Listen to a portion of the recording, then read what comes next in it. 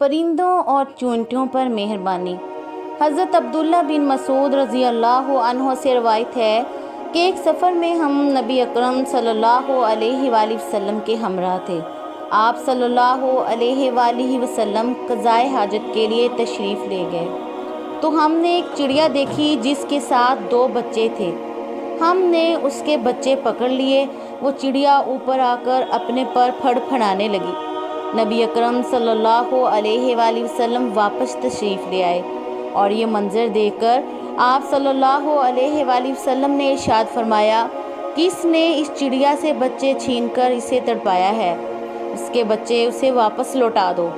پھر آپ صلی اللہ علیہ وآلہ وسلم نے چونٹیوں کا ایک بل دیکھا جسے ہم نے جلا دیا تھا۔ آپ صلی اللہ علیہ وآلہ وسلم نے ارشاد فرمایا، اسے کس نے جلایا ہے؟ ہم عرض گزار ہوئے، ہم نے۔